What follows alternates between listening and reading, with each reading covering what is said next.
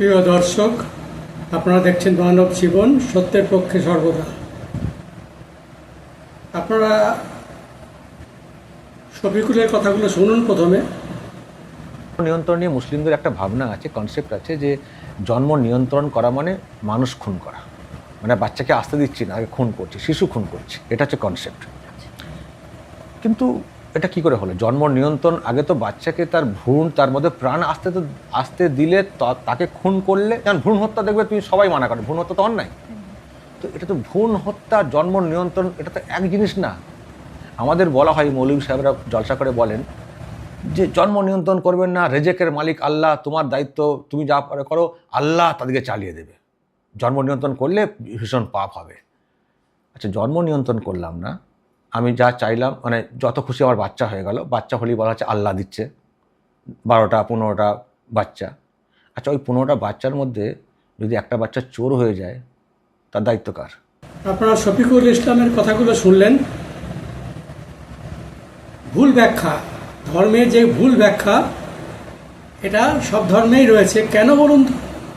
এই ভুল ব্যাখ্যাটা কেন রয়েছে?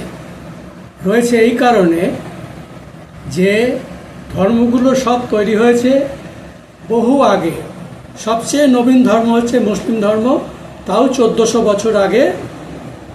ভাবুন, 1400 বছর আগে পৃথিবীটা কোন জায়গায় ছিল, লোক সংখ্যা কত ছিল, আর্থসামাজিক অবস্থায় বা কেমন ছিল, মানুষের খাদ্য সংকট ছিল কি না। হিন্দু ধর্ম তারও বহু আগে, সবচেয়ে প্রাচীন সনাতন ধর্ম। তারপরে আসে খ্রিস্টান ধর্ম, যেগুলো বড় ধর্ম, সে প্রায় 2000 বছরের ওপর হয়ে গেল। এই ধর্মগুলো যখন সৃষ্টি হয়েছিল, তখন আধুনিক সমাজ সম্পর্কে তাদের কোনো ধারণা ছিল না। মানুষ যে একসময় বংশবৃদ্ধি করবে, জনসংখ্যা বৃদ্ধি পাবে, পৃথিবীতে বাসযোগ্য ভূমি কতটুকু রয়েছে, এই পৃথিবী কতজন মানুষকে জায়গা দিতে পারে, এমন তো নয় যে এই পৃথিবী আনলিমিটেড মানুষকে জায়গা দিতে পারে, অসম্ভব। আমরা ইকোনমিক্স পড়তে গিয়ে শুনেছি যে এই পৃথিবীতে 700-750 কোটি লোকের প্রজর সংস্থান হতে পারে। তার চেয়ে বেশি হলে একটা প্রলয় কাণ্ড ঘটবে, দাঙ্গা হোক, প্রাকৃতিক ঘটনা ঘটুক, পৃথিবী আবার ধ্বংস হয়ে যাবে, মানে মানব সমাজ ধ্বংস হয়ে যাবে। এই ধারণাগুলো কিন্তু প্রাচীনকালে ওদের ছিল না। আর কোনো কথাই আল্লাহ, ঈশ্বর, ভগবানকেও বলেননি, সব বলেছেন কিন্তু মানুষ। এই যে হজরত মোহাম্মদ যে কথাগুলো কোরআনে লিখেছেন, আল্লাহ বলেছেন বলে, আল্লাহ বলেছেন এমন কোনো নমুনা আপনি দেখাতে পারবেন না, শুধু আপনাকে বিশ্বাস করতে হবে। বেদব্যাস যে মহাভারত লিখলেন, সেখানে কৃষ্ণ অর্জুন তাদের কথোপকথন যে লিখলেন, তিনি কি কৃষ্ণ অর্জুনের কথোপকথন শুনেছিলেন? তখন বেদব্যাস কোথায়? সেটা বেদব্যাস লিখলেন, সেইটা সকলে বিশ্বাস করবে। প্রশ্নটা হচ্ছে বিশ্বাসে। যীশুখ্রিস্ট আল্লাহর বাণী বলে যেগুলো বললেন, সেগুলো কিন্তু সবই যীশুখ্রিস্টর নিজের কথা। যীশুখ্রিস্ট আল্লাহর বাণী বলে বললেন। তখনকার দিনের মানুষ শিক্ষা দীক্ষা একটু কম ছিল, সরল মনের মানুষ ছিল, তারা সকলে বিশ্বাস করে নিল, এবং সেই বিশ্বাসটাই বহন করতে করতে আমরা চলেছি। আসলে ধর্মটা পুরো বিশ্বাস, এই বিশ্বাস ছাড়া আর কিছু নয়।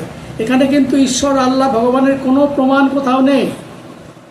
সেই বিশ্বাস নিয়ে এখন হজরত মোহাম্মদ যখন লিখলেন বা বেদব্যাস যখন লিখলেন, তখন তারা ভাবতে পারেননি যে 100 বছর বা 200 বছর বা 500 বছর পরে পৃথিবীর চেহারা কেমন হবে, মানুষগুলো কেমন হয়ে উঠবে, অতটা ভাবতে পারেননি।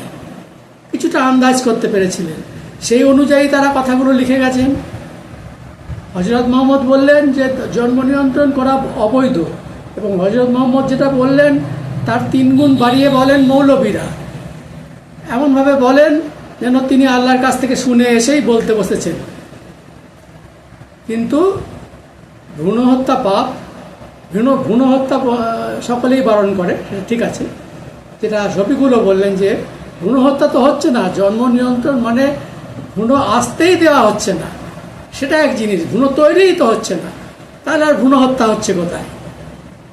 এবং জন্ম নিয়ন্ত্রণ ব্যবস্থা না করলে এই পৃথিবী অচিরেই ধ্বংস হবে, সেটাও বুঝতে হবে। মুসলমানরা হয়তো ভাবছেন, তাদের বুদ্ধি অনুযায়ী তারা ভাবছেন যে আমরা জনবহুল হয়ে এক সময় এই পৃথিবী দখল করে নেব। কোনো লাভ হবে না, কারণ আপনি যতদিনে জনবহুল হবেন তখন পৃথিবী দখল করবেন, তার আগে পৃথিবী ধ্বংস হয়ে যাবে মানব জাতির চাপে। এত সংখ্যায় মানুষ বইতে পারবে না, দাঙ্গা বাঁধবে, মানুষ মানুষকে খুন করবে, এই রকম দিন চলে আসবে। আপনাদের ওই আশা পূর্ণ হবে না। সুতরাং আপনাকে ব্যাপারটা বুঝতে হবে, বিবেচনা করতে হবে, সেইভাবে এগোতে হবে, না হলে আপনি টিকতে পারবেন না।